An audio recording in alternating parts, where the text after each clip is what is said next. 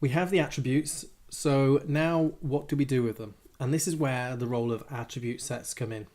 So if I go back to what we were talking about in the earlier video, attribute sets are there as a subset of questions for a specific product type. So in our case, we have, let's say, luggage, and we have questions that are just about luggage. So when we create a product, as we create the product, we say this is a luggage product, and so we are only presented with luggage questions. Likewise with sun cream, likewise with t-shirts, and so on.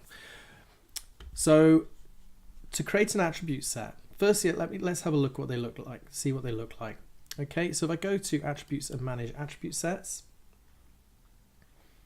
okay, what you can see here is a list of the attribute sets that I have defined on this particular store. But it's worth bearing in mind that when you have a brand new installation of Magento, the only attribute set you have is this one here, which is the default attribute set. And the default attribute set is there for one purpose and one purpose only. And that is a template for additional attribute sets. The default attribute set really shouldn't be used as a working attribute set, as something where you have products sitting in the default attribute set. It's something that's fairly common to see, and I've seen many stores where all of the products are in the default attribute set. It does cause you a few issues with maintaining your store, with identifying different types of products. So I wouldn't advise you do this. I would advise that you do what we're going to do, which is create our own attribute sets. Okay, so if you want to create a new attribute set, it's fairly straightforward. So we're in the attributes, manage attribute set section, and you just go over to where it says add new attribute set. Now all you need to do at this point is give the attribute set a name. So we may have on our website ebooks that can be downloaded, and there was no obvious attribute set that ebooks are in. Okay, and ebooks are likely to have their own specific set of questions.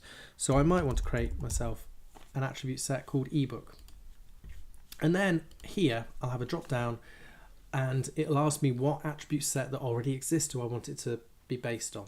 And this is where, certainly in the early days, you will use the default attribute set. So what it will do is it will take a copy of the default attribute set and create ebooks. Okay, so I select default, save the attribute set, and now this will give us a glimpse of what we're going to be looking at in the next section, which is the attributes and attributes that go into the attribute set.